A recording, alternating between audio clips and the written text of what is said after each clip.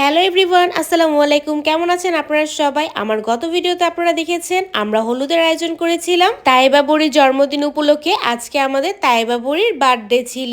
আমি বাসায় ঢুকেই দেখি আমার ভালোবাসার সব মানুষরা একসাথে সবাই চলে এসেছে। আমি দেরি করে ফেললাম, সবাই রেডি হচ্ছিল যেহেতু অনুষ্ঠান একটু পরেই শুরু করে দিবে।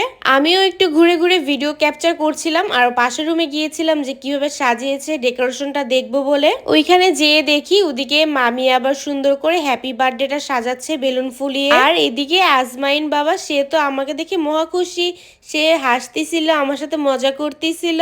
আর আমি এদিকে ক্যামেরা ঘুরাতেই দেখি মামি আমার সাথে হাই হ্যালো করছে। সে তো ক্যামেরা দেখলেই মাথা নষ্ট হয়ে যায়। খুব সুন্দর করে সাজানো হয়েছে রুমটা। আর এদিকে বুড়িকে রেডি করছিল আপু, আর বুড়ি তো সেই শরমে লাল হয়ে গেছে। মাশাল্লাহ বলতে ভুলবেন না, বুড়িকে তো মাশাল্লাহ অনেক সুন্দর লেগেছে। আর এই যে আরেকটা বাবা, এটা হচ্ছে আমাদের বোন মুক্তা, তার ছেলে। আপুর পরিবারের প্রত্যেকটা মানুষের সাথে আমার এত সুন্দর বর্নিং, মানে মনেই হয় না যে আমি বাইরের কারো অনুষ্ঠানে গেছি। প্রত্যেকটা মানুষ খুব সুন্দর, ফ্রেন্ডলি, আমার কাছে বেশ ভালো লাগে। এদিকে তাইবা বুড়ি রেডি হয়ে গিয়েছে জামা পরে। এখন মুখটা সুন্দর করে মাথা ঝুটি করে দিল।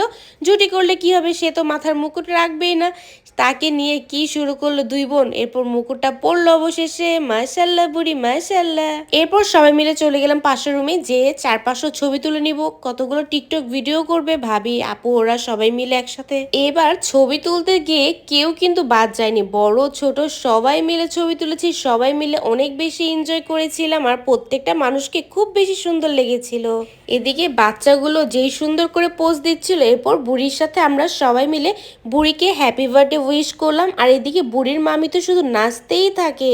আমার আশার ভাবির কিছুই লাগে না, গান হলেই সেই গানের তালে নাচা শুরু করে দেয়। সবাই মিলে আমরা তাইবা বুড়িকে উইশ করলাম বার্থডে উইশ। আর বুড়ি এদিকে শরম পেয়ে সে মাথা ঘুরিয়ে ফেলছে।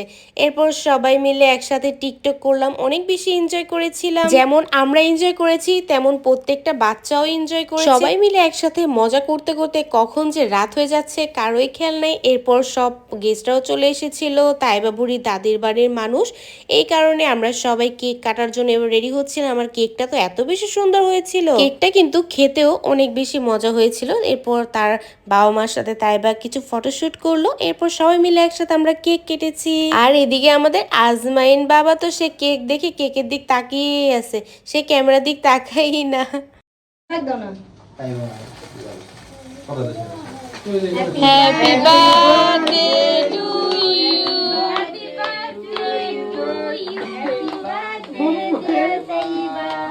হ্যাপি বার্থডে মমি ফুটা নাকি ভাবি মামি না এই কত রাজা করছে আরে না মজা মজা বাবা সব রাজি আছে দোনা মা দোনা না দেখছি কেটা মজা শু হ্যাঁ দেখতে দাও এদিকে আসো পরে এই কেক কাটে।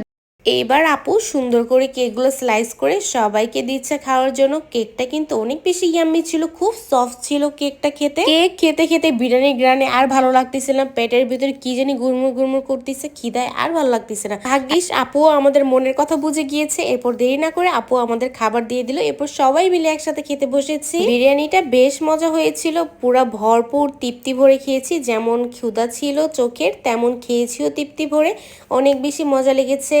যেমন খাবারগুলো মজা ছিল তেমন প্রত্যেকটা মানুষের সাথে এত সুন্দর একটি সময় কাটিয়েছি। সবকিছু মিলিয়ে বেস্ট একটি সময়, অনেক বেশি এনজয় করেছিলাম সবাই মিলে। খাওয়া দাওয়া শেষ করে আর বেশিক্ষণ সময় আমরা ওয়েস্ট করিনি। এরপর আমরা রওনা দিয়ে দিয়েছি যেহেতু অনেক রাত হয়ে গিয়েছিল। এবার আমাদের বিদায় পালা, সবার থেকে বিদায় নিয়ে তাইবা বুড়িকে আমরা সবাই মিলে ছোট ছোট গিফট দিচ্ছিলাম। এই হচ্ছে আমার বার্থডে ব্লগ।